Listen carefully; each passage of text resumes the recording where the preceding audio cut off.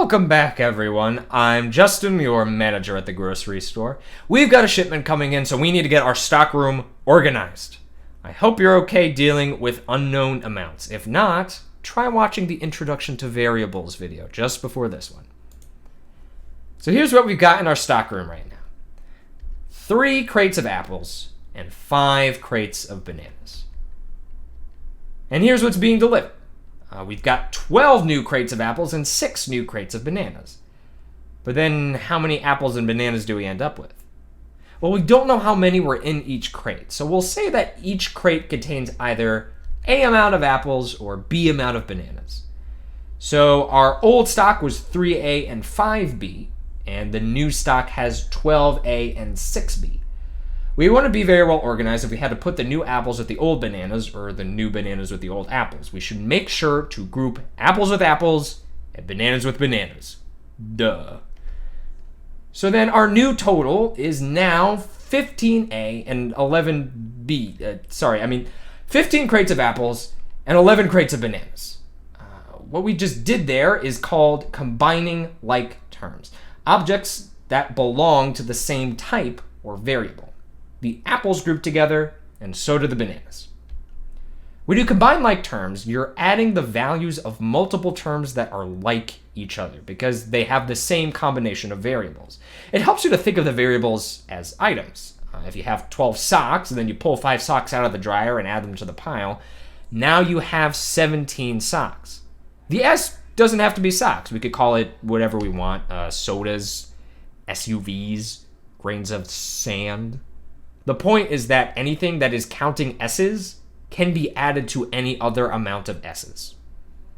Say we went to the store and came home with a pillow, 4 towels, and 3 novels, because who goes to the store and doesn't pick up a new book or 3?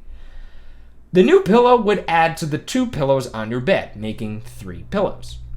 Our new set of 4 towels would get put in the bathroom next to the 4 towels we already had, making 8 towels. And finally, our 3 new novels would go on the bookshelf right next to our 456 for a total of 459 novels. So let's try a few examples without knowing what the variables stand for. If we have 2V and 12S, and we add 3V, the 2V and the 3V combine into 5V. But the 12S has nothing to combine with, so it stays exactly the same, resulting in 5V plus 12S. What about this one? 7A plus 3D plus 8D minus 2A. We're adding 8D to the existing 3D, so we get 11D, but what does that minus 2A mean? Well, it's exactly what it says. Instead of adding, we're taking away 2A, so we get 5A. Remember that sometimes it helps to call the variable something. So for instance, 7 ants minus 2 ants would leave 5 ants still crawling around in our stockroom. Ugh.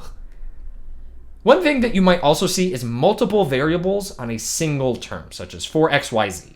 We can't combine this with 3x because it doesn't have a y or a z. For the same reason, we couldn't combine it with 2y, 7z, or even 3xz because it's missing the y.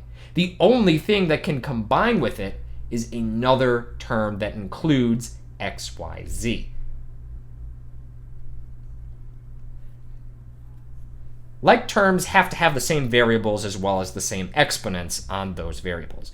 For instance, if we have 4a plus 3c minus 1c squared plus 5c squared, the c squareds are like saying cc, so they are not like terms with the singular c's. 4a has no like terms, 3c has no like terms, but minus 1c squared and 5c squared are like terms because they both contain cc. So they combine to make positive 4c squared. Let's finish with one final example. Are you ready?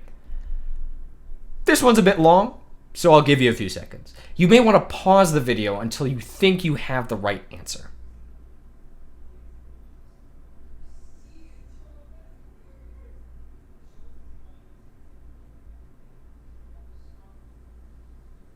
Do you think you have it? The answer is 1x minus 5y plus 8z plus 6x squared minus 3xy. So thanks for helping out with the stockroom. I think you've got the hang of combining like terms now. In the next video, we'll be planning my birthday party and learning how to distribute while we do it.